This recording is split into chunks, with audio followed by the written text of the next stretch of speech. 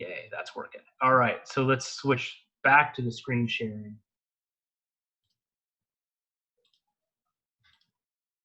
And we should be back into FormIt now. Cool. Okay, so let's hit this little Dynamo button right here. So if, for some reason, if you're in FormIt, and this is the standalone, this is not the web version of FormIt. I'm on the offline version of FormIt. Underneath Window, there is a little checkbox for Dynamo. I've had it open for so long now that I don't know if it's on by default or not. But Dynamo is this little sort of sprockety dude right here. Okay, so I'm going to go ahead and launch that. And let's talk a little bit about the interface inside of FormIt first. As you create a set of Dynamo files for yourself, or a set of Dynamo graphs is what they're called. You'll hear them called scripts often because they're essentially programs that are going to help you with tasks. But as you create a set of graphs, you're going to be building folders. And so FormIt has a way of sort of finding and managing these.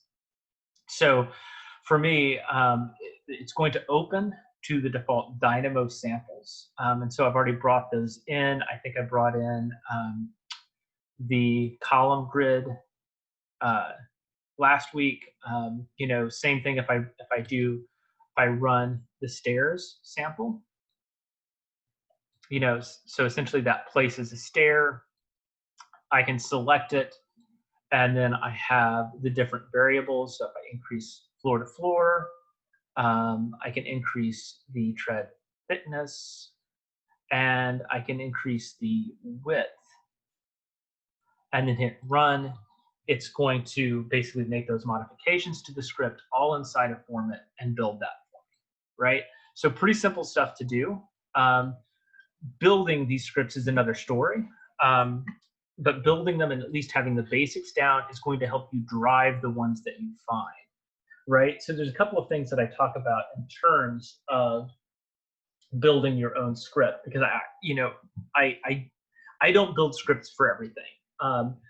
Typically, I'm only going to build scripts if I have a couple of specific tasks. So tasks that repeat. So what I'm going to build a script for today is you know, first of all, this is a really simple one, so it kind of introduces the idea of creating geometry, but in this case, it's for doing 3D programming, right? So building an architectural program based off of space and square footage. It gets you into it, you can see it, but it's also a task that we do over and over again. So this is one of the methods that I'll teach second and third year architecture students to help them visualize one step past a bubble diagram. So repetitive tasks are great for doing scripts or these graphs. Models that are really complicated and complicated to edit. So I can model whatever I want to in Revit. I can model three-dimensional curves that are doing all kinds of crazy stuff. But the problem is, if I do something that, let's say I spend a week on, 40 hours of work getting this incredibly complicated model together, if I have any kind of moderate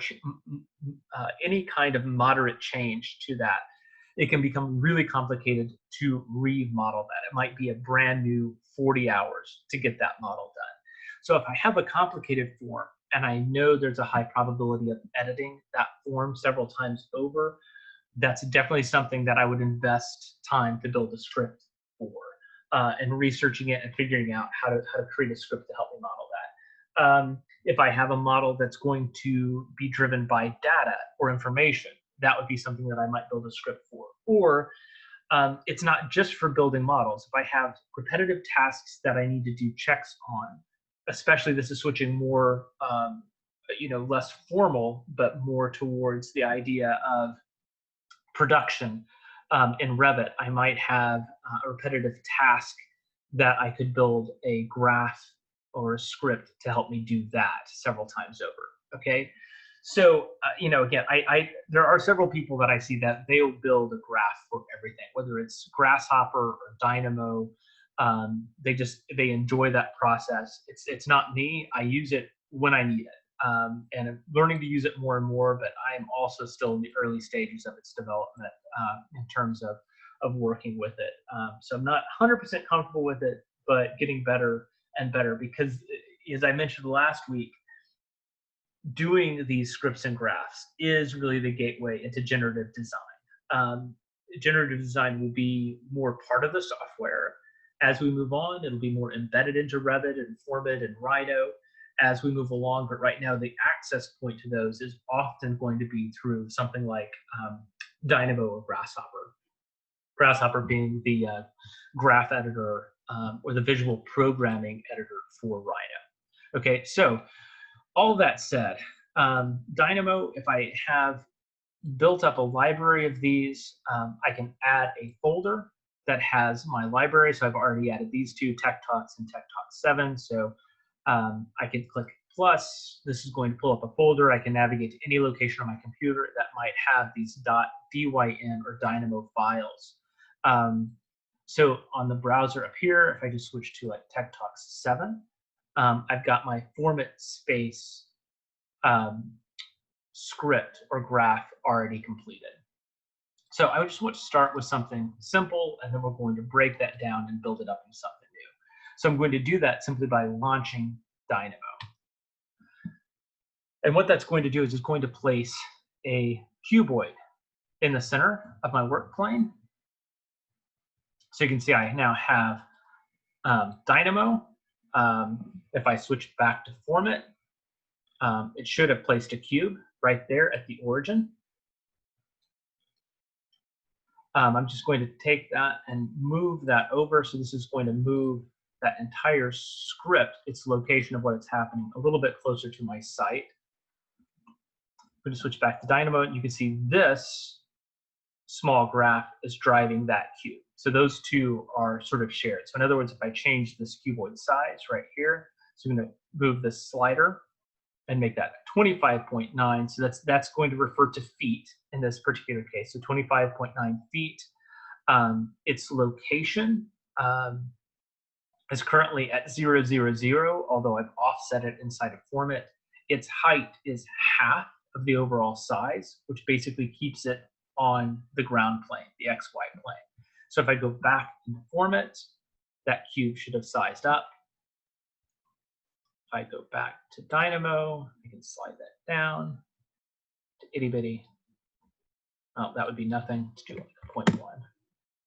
And that should size it down inside of FormIt, right? So those two things, these are linked, right? So what I'm going to do is let's break this down inside of Dynamo to do something that is more complicated and more productive than just a cube. So inside of Dynamo, a couple of things to point out. I've got two modes of navigating. I've got the graph and the geometry. Okay, so if I select this button, I'm essentially orbiting around the geometry that I've created. If I select this button at the top, I am zooming in and out and panning across the graph. Each one of these nodes right here are separate elements, and I can add notes, things like that, because again, the point of this is not to just build this one and done, typically, but you're building and reusing these. So oftentimes you need notes, or other people are going to be using these. You will be working through this as a way to explain what you're working on for other people. So I'm going to go ahead and start deleting a few of these because we don't need them. We don't want something just driving a single cube size, so I'm going to delete that. And you notice this is going to give me an error message, which is totally fine. This last node right here, bake it to FormIt. So this is basically what is sending our final geometry from Dynamo and back into FormIt. All of these are connected by these little wires. So if I click here, I can move these wires to different points. So think of each one of these nodes as a small program, right? So this is a program to create a cube by its width, length, and height. It outputs a cube to make geometry. That geometry is then sent into FormIt. So if I don't have these two links, if I zip back into FormIt, I won't see anything. Of course, there's not a length, width, or height being driven right now in FormIt anyway. So this is officially broken, right? So we won't be seeing anything constructed. These notes, I can double click. I'm just going to call this the base. And I want to, inside of FormIt, I want to be able to measure the approximate size of my site, just so I have sort of an idea of what I'm working with. So this is about 120 feet by, I think, maybe 70 feet, just so I can kind of throw down a base so that I can see where my geometry is coming together inside of Dynamo as well as inside of FormIt. So I am going to simply bring in a few numeric panels. I don't really need to build sliders. There's not any variables in that. I just need numbers. So on my search string up here, I'm just going to type in number and select that as a node. And you can see this is a really simple thing. It just gives me a number. I'm going to say that's 120 feet, and I'm going to drag that as a wire into my width. So my width is now 120 feet. And then this is always a little bit tricky to see, yeah, because it's not even a right-click option. But when you see these sort of pop up magically, I'm going to be doing a Control-C for copy, Control-V for paste. And I'm going to be using that quite a bit. So they're not just popping up. I'm selecting Control-C, Control-V as a copy-paste. So I'm going to do 120 by 70.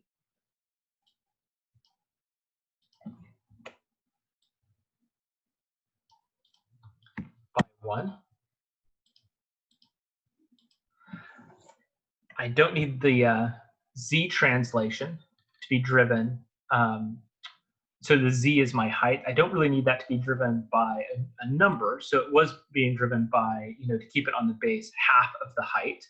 And so its location, if you're familiar with 3D geometry at all, typically an object is going to be defined by its center point, which is why its translation above the XY plane was half of the height. I really want this to be sort of underneath the XY plane.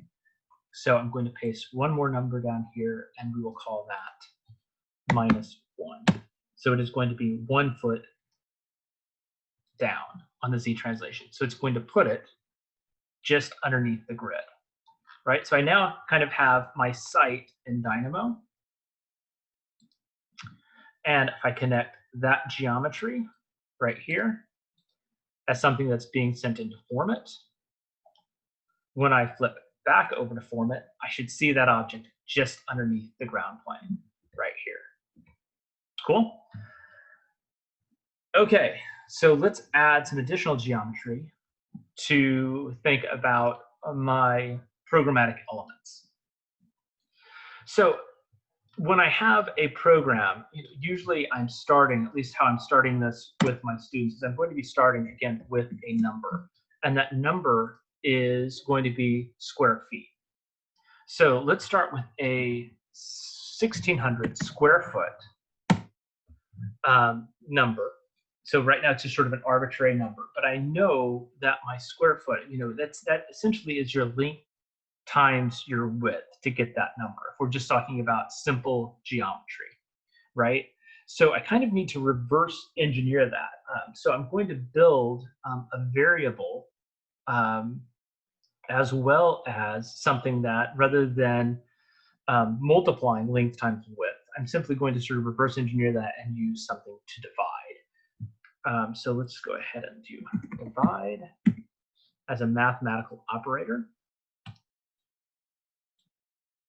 And that's going to pull up an X number and a Y number that's going to build a variable. Okay, I want it to build a cube. So I'm just going to copy and paste this cube, and I'm going to detach these wires because I want them driven by this variable. Okay, so I know that if 1,600 is my target number in terms of square footage, I can call that my X. I know that to fit a bunch of programmatic elements in together, I'm always going to be adjusting their length and their width. So I know that I want some kind of variable to help me out with that. So I'm going to find a variable system, which is called a slider. And this variable right now, if I click this little down arrow, gives me something where I can go 0 to 100 in 0.1 steps. I'm just going to change that step to 1. So I now have a slider that's just going to count from 0 to 100. And I can change those at any time, right? Just by clicking that little down arrow and seeing the additional. So what I want to be able to do with that is, oops, got one too many. Delete that node right there. I am going to put this slider in as my Y variable. I am going to connect my slider also as my length. I'm going to connect this variable as my width. And typically, I could do a slider for the height, but usually I just know, oh, I want it to be, it's a big space. It's going to be 20 feet tall. That's often something that I just want as a number. So I have a length, a width, and a height. And I've already done something a little bit wrong here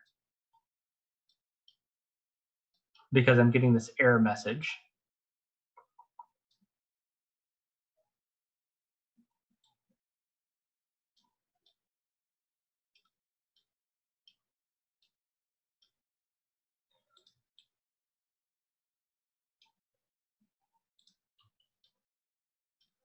Looking back to my reference material here.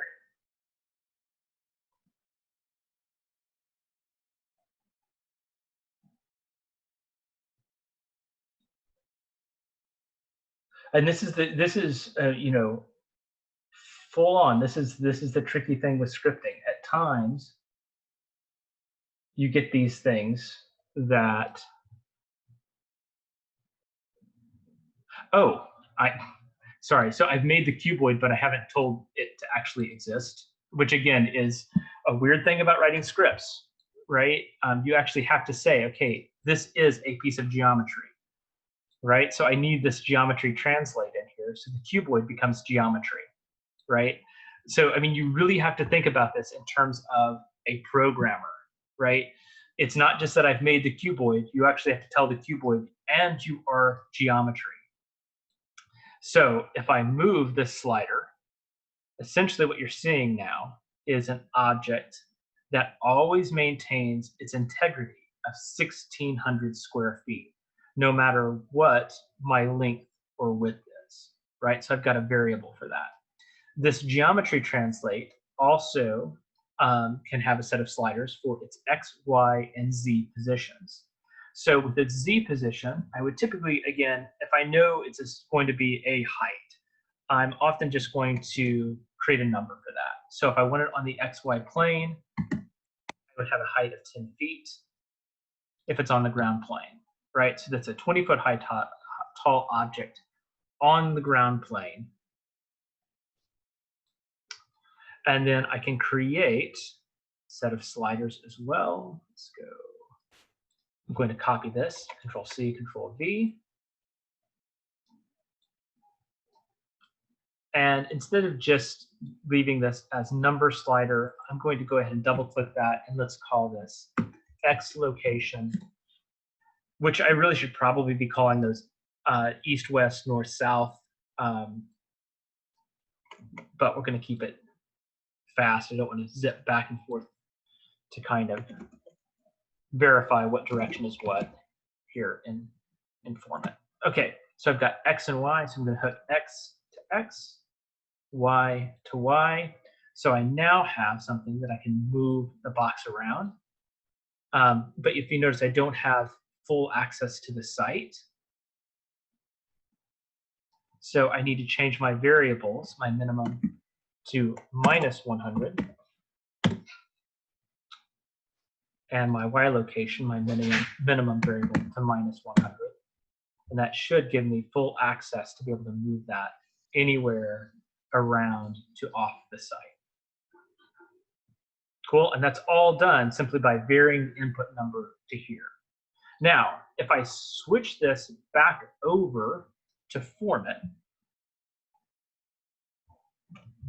you'll notice I have my site object there, but I do not have this first piece that I am calling a lobby space or a gallery space. I'm thinking about this as I'm working on writing a project right now for my second year studio. We're going to do an art gallery on Commercial Street.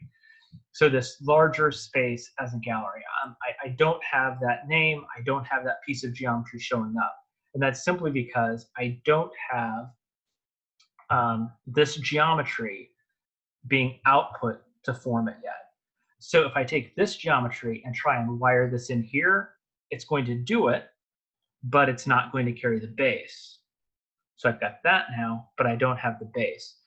So when I have multiple objects that are all tagged in or all streaming in to one source, I need to do something that's called creating a list. So I'm creating a series of objects that I want one single routine to happen to.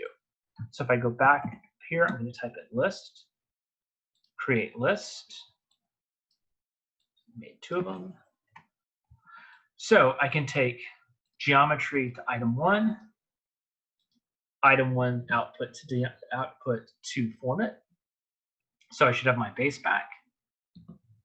I need to add another item to my list. This geometry is also headed in. So now I have this streaming all the way back to FormIt. So now I have both of them. Okay, so now I have an object that I can move. I can change its size. I can change its basic location so that I can begin thinking about what happens with this. And that is a fairly complicated process to get there. But again, if you're looking at this thinking, I would never do that just to make a box. Well, here's the thing. I can save this Dynamo script. I'm going to email this to Kate. Kate's going to put this as available someplace, or she'll put a link to where I've made it available in my Google Drive, something like that. You don't have to build this script. I've already done it. I have multiple objects that I might need to make. I might have 12 or 13 different programmatic elements that I need to find locations for in 2 or 3 levels. So again, I don't have to spend the time building all of these again. I just need to get them a little bit organized and set them up in a way that allows me to quickly generate more pieces. So I'm going to start, just going to select this group of elements right here. I'm going to go create group. Let's call this gallery. I'm going to click that and say clean up node layout just to make them look nice, because it's nice when things look nice. Let's slide that down just a little bit. Now I can take this bunch of stuff right here, Control C, Control V, double click that and say lobby. I've got one key variable here now to change. The lobby much smaller. Let's call that 800 square feet. Let's move my locations. Let's change my height to maybe 14 feet. Let's change its Z location to 7 to put it back on the XY plane. Let's change my basic slider to a slightly different shape. And now I can begin positioning that as an element within 3D space as well. Starting to see how those things come together. I need to make one more item to my list, plug the geometry of that object into item 2. When I switch back into FormIt, I can now see those 2 objects, where they're at, how they're lining up. Inside of FormIt, I can go ahead and select that object, double click on it, and it's going to act exactly like a group.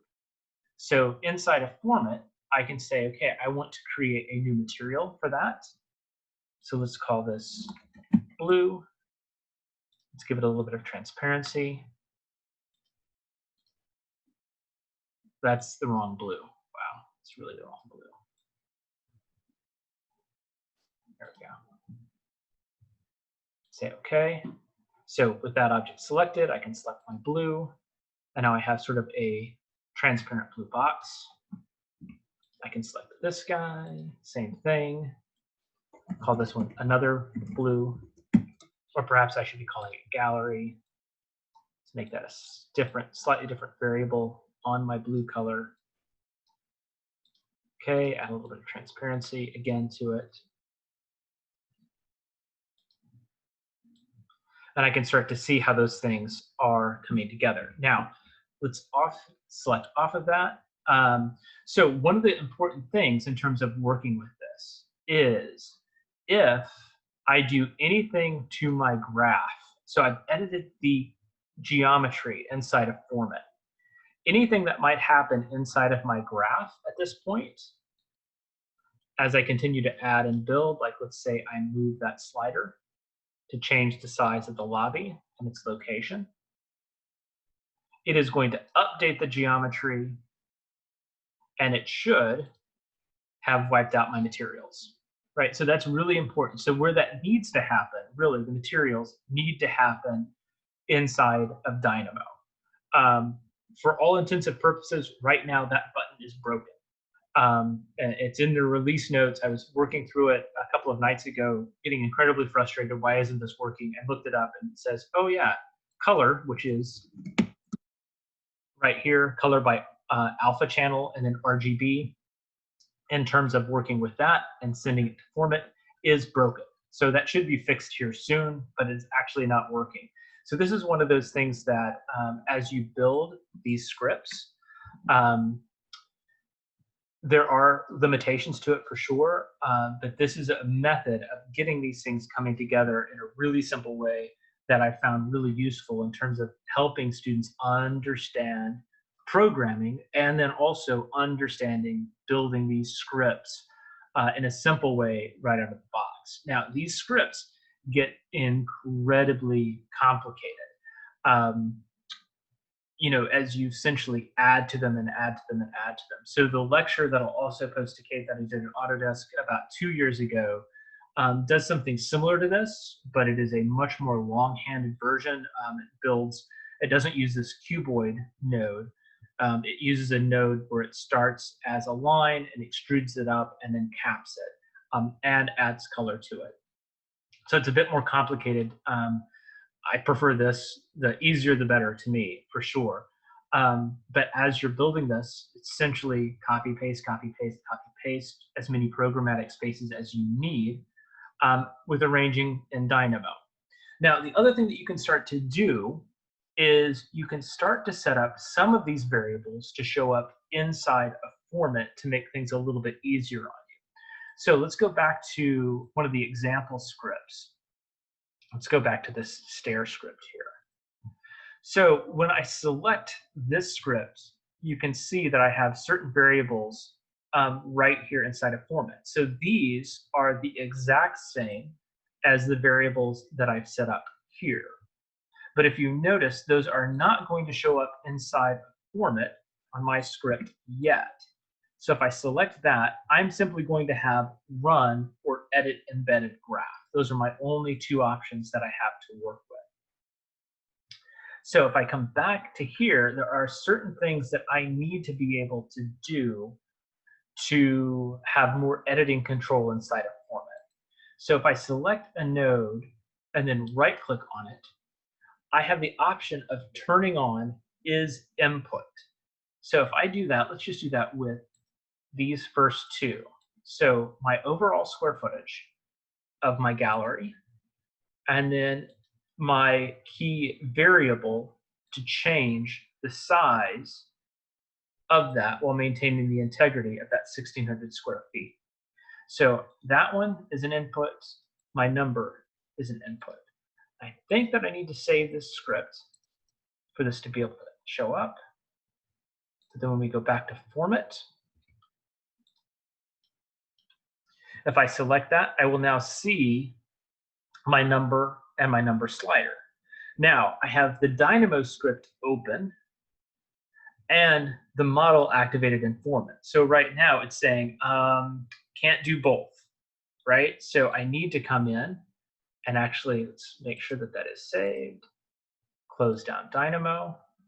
Now those are active. And I don't have to go back to Dynamo. I can say, okay, budget's been cut. Everything is now half its size. Let's make some adjustments. Rerun the graph, and it's going to automatically resize it. It's not as interactive active as it is in Dynamo, so I prefer doing most of the edits there.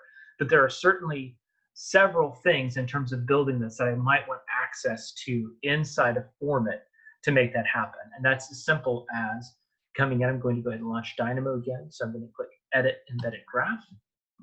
It'll launch Dynamo.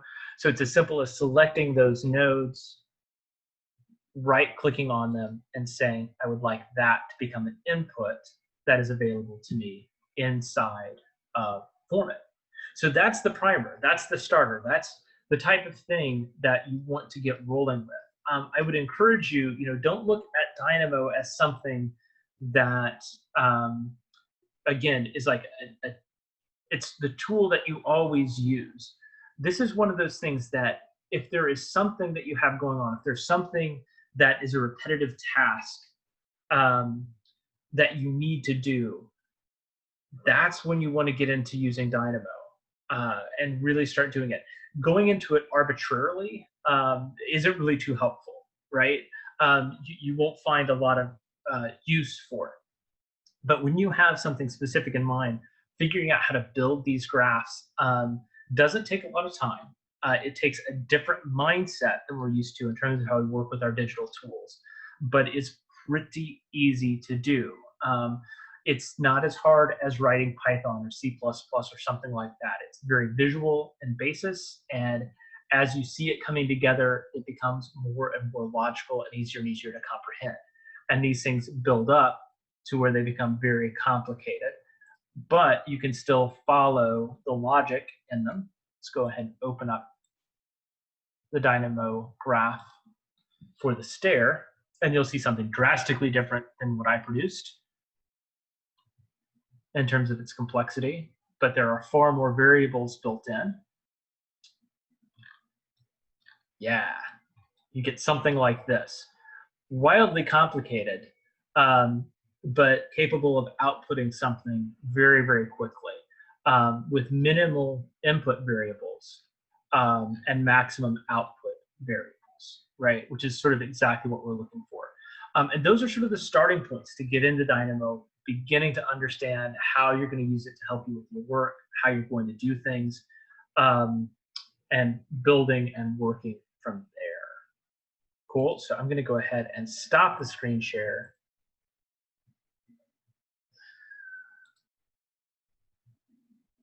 And let's pull this back up, and I will do my best to answer any questions that you guys might have.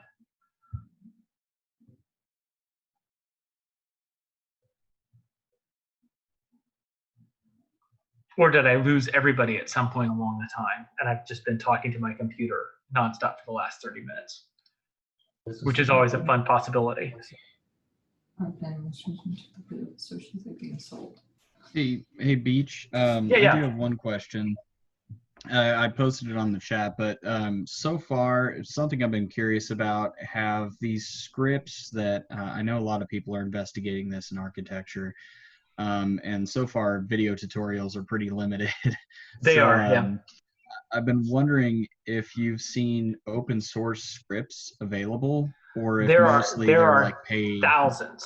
There are thousands of open scripts available. So in fact, inside of Dynamo, let's just go to here and let's do a file. I'm gonna,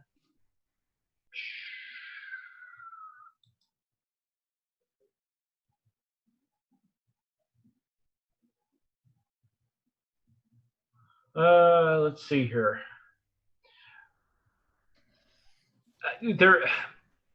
I'm not sure how to get back to the home screen, to be perfectly honest with you, because I'm always launching it from inside of FormIt. Maybe it'll show up if I just do a new home workspace. No. There is a place on GitHub where you can get a great number of these things. If I do Dynamo Scripts for FormIt, and you start searching for them, you're going to find a lot of them, especially on the forums. For FormIt and Revit, people that are writing these are, it started as an open source project. Dynamo did in the same way that Grasshopper did, about a decade after Grasshopper. But it is an a fairly open source, very sharing kind of thing. In fact, several people have taken the talk that I gave a couple of years ago and have replicated and vastly improved upon this sort of script that I was doing for programming, which is great. That's exactly the point, is to get these things out and get them available. For very advanced, very customized pieces, there are several people out there nationally that are freelancing to build these. So if your office has a really specific task, something that you want built, something that helps you set up your Revit files in particular, or does a certain kind of check through your Revit files, there are several people that are simply freelancing their Dynamo work out to build scripts for offices if there's not somebody inside of an office to do it. And that's where I sort of talk about this, using the car analogy again. If I have the munchies for a pizza, right? I don't want to have to build a car every time I drive to get a pizza. I just want to drive, get a pizza, or I don't want Domino's to have to build a car to deliver me a pizza. We just want the pizza. So it's not sort of something you don't have to build a script every single time. If you know you're going to be driving often, or you know that you have a certain task that you're going to do often, that is the exact time that you really want to get into one of these graphs, one of these scripts to have it built. So if it's something that you have a basic understanding of what the potential is, you can either work through the process of learning how to build them. And again, I'll send with Kate some resources that Autodesk has that sort of really walk you up from some beginning level things to some really advanced scripts to build. Once you start doing that and seeing how they start to come together, that's where you start branching out and start forming your own. Well, I really want to make this particular form, or I really want something to do with this specific task. And then when you get into these really, really high-end ones that run multiple functions on like multiple Revit sheets and layers, or tie in specific system information data and have that inform your actual Revit model, your BIM model, that's when there are several people that are just crazy advanced at this and really capable of writing scripts for offices that you essentially plug in. And that's why these sort of naming conventions inside of the script, what the inputs are, what the variables are, become really important in terms of tagging and making them usable for other people. But yeah, it's a great question. It's a little bit of both. I would say like 90% of things that are out there, the open source are really, there's some really fabulous, there's some really incredible stuff out there floating around. It's not too difficult to find. Just going through Autodesk, Dynamo's site on Autodesk.com, you'll find a bunch of different things. I did find, just as a note, I did find one where it's just a solo guy that writes these scripts, but he sends them in your inbox almost daily. And so far they've been pretty nice ones that are the little menial tasks that I don't know if anybody else would be interested in that, but so far it's been nice to see, and it's all related to more construction documentation, so automating some of the 10-minute tasks to 10 seconds, saving you a little time there, renumbering sheets en masse and things like that. But yeah, I was just curious about some other ones. Yeah, this is Kate. Send that. That'd be great. Yeah, I was going to say, Andrew, if you want to just email that to me, I'll include it so that others have access to it as well. Yeah, will do. Sorry, go ahead, Dave. Yeah, I was just going to say, I mean, there is a pretty big open source community around this stuff. And as such, it also means it evolves pretty fast as well. So it is one of those things that if you put it down and try and pick it up 6 months later, it will have changed quite a bit. So it's going to kind of one of those things as you start to fold something like this into your workflow. It does become one of those things that you do kind of want to stay on top of how it's being developed, because as open source communities go, they have a tendency to evolve really, really fast. Someone comes up with an idea and they execute that idea and it kind of changes everything. And that's sort of the power of how this has been sort of open source, but it's also tricky to stay on top of. It's a piece of technology that's really, really difficult to stay on top of it. So like, and Andrew, you're talking about production tasks. That's a side of this that I don't see hardly at all in terms of academia. I see it more in terms of formalism, form building, more so than task oriented. But I think really a lot of the power of where this is some of those production tasks, system checks, things like that, that I have the luxury of not having to think a lot about.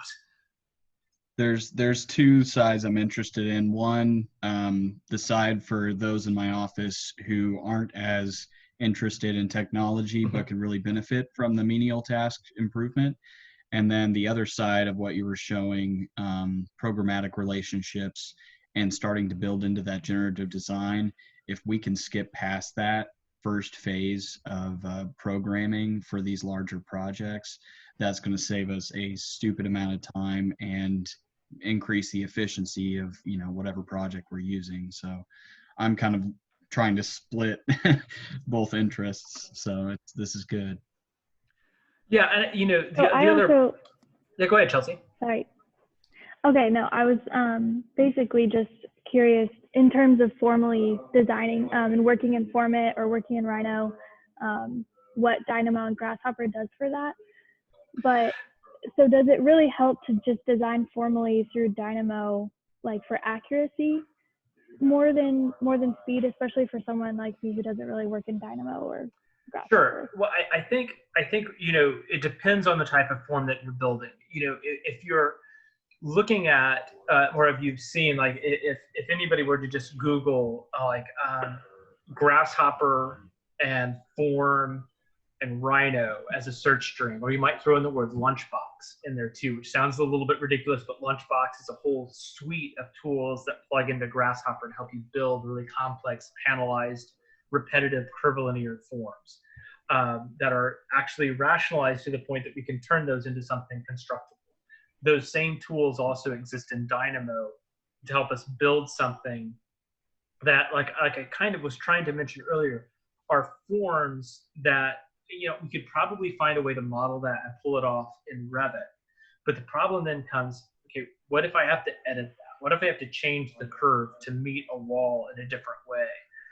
That's where you are really going to have a problem in terms of building these fairly complex shapes. And that's where something like Dynamo, if you take the time to build a script for it, for some of these more complicated forms, you can do the edits with those sliders. Oh, it needs to stop here. It needs to stop at this angle. I need to change the panel size to this number because that's going to be easier to fabricate. Those are the things that Dynamo can do for you that are, I don't want to say that they're impossible without it, but they're not practical without it. So Chelsea, it's like, it depends on what you're going to model. But what I would encourage you to do is like look at some of the things being done with it as an idea to understand what the potential is.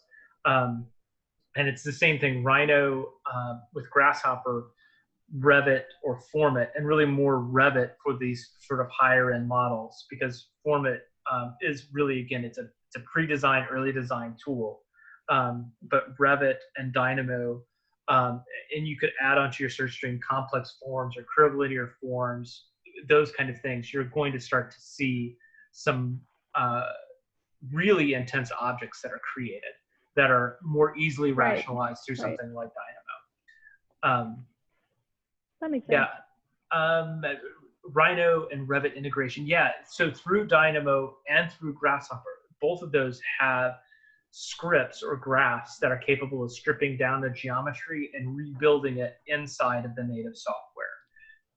So essentially, when you're looking at Revit geometry or you're looking at Rhino geometry, Rhino, another 3D modeler, all of that is really points that become surfaces in XYZ Cartesian coordinate system. And that's one of the things that a graph can do for you, is actually strip that geometry down, turn it into its core elements, and then rebuild it back in another program. So there are scripts that exist to go Revit to Rhino, and there are scripts that exist that go Rhino to Revit to really help you out with that and automate those tasks and sort of improve upon bringing those in and out. I haven't used it a lot because, again, that's more of a production kind of thing. If I've got a student that's really working a lot in Rhino or Rhino and Grasshopper, I'm often doing everything that I can to get them from start to finish in that software so that they spend more time designing, less time in production.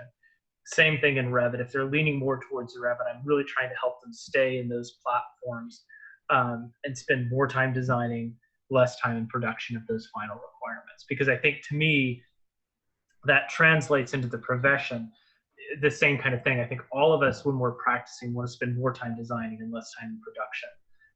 Even though that margin is like 90% of your time production and 10% of your time designing in the profession, and it's flipped completely in school and the academy, you know, where 90% of the time designing and 10% production.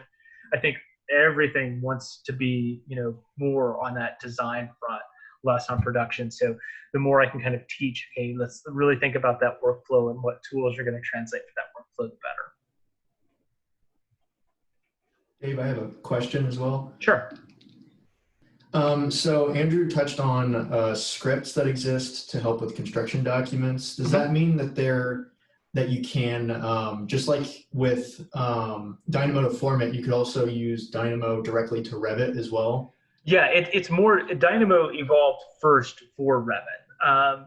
It's only been picked up recently here as something within the last 4 or 5 years that's working really well with FormIt specifically. The capability of what Dynamo can do inside of Revit is far more extensive. You know, there's whole sets of things that it can do with the building information modeling, with Revit geometry and with Revit parameters inside of Dynamo. It's again something that in the school we just don't deal very much with, but it's really extensive, and there are some people doing some really excellent work with it. And I would say the interface is really similar, right? So you're starting inside of Revit, you're launching Dynamo from Revit, you're having it grab the geometry that you want to manipulate or work with inside of Revit, and then running a script on that and pushing it back into Revit again. Okay.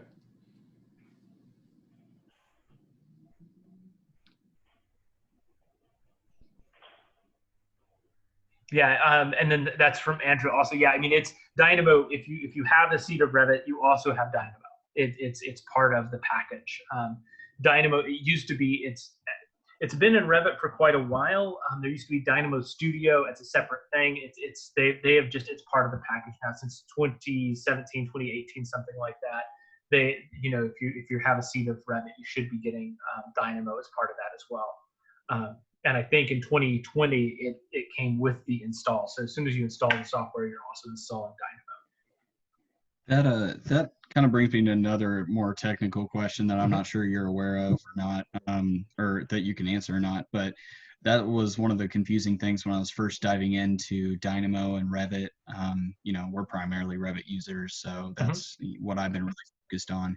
But when I was diving in, I didn't know if I needed Dynamo Studio or if I only need the Dynamo for Revit, or if I need any additional plugins or downloads to get it to work. So no, you do not need Dynamo Studio anymore, as far as I can tell. As far as I've been working through this stuff with John Harridge, our academic rep, it is all part of the full featured thing is installed with Revit now. Look for some of the plugins that do happen that aren't installed. I think the first one, the one to start with, is probably the Lunchbox tool set. But there are several other ones to look at as well. Because there are some things that really push, especially formally, what you can do with Dynamo and automate a lot of those tasks. And so I like some of the really amazing developers that have worked on Grasshopper to make extensions inside of Grasshopper. They've copied those same set of nodes over to Dynamo as well.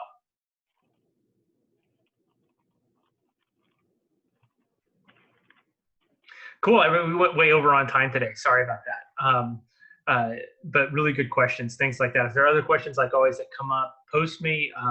There's a good chance that I won't know the answer to it, but I'll do my best to chat with people that will have the answers and get back with you just as soon as I can. And like I said, the plan is that next Thursday we'll do a little bit with generative design. I will let Kate know early on if it's just not coming together yet, because I want to make sure that I don't fumble my way through something too much. But again, in particular, generative design is brand new to me as well. I did a talk on it about 2 years ago, but that was when everything was still in its alpha and beta stages, and it's been developed much, much further since the last time I really dove into it. So the last 2 weeks I've been starting to work with it. I just want to make sure I have the right content ready for everybody. If everybody's going to commit to about an hour or so, I want to make sure that I'm on top of it and can provide something really beneficial for everybody. So if I need another week, I'll let Kate know early on next week, but otherwise we'll plan on same time next week. FormIt to Dynamo to generative design tools called Refinery. Thanks, everybody. Take care. Have a good rest of the day today. Thanks, And have a great week. Thanks, guys. Too. Bye, everybody. Yep. You too. Bye.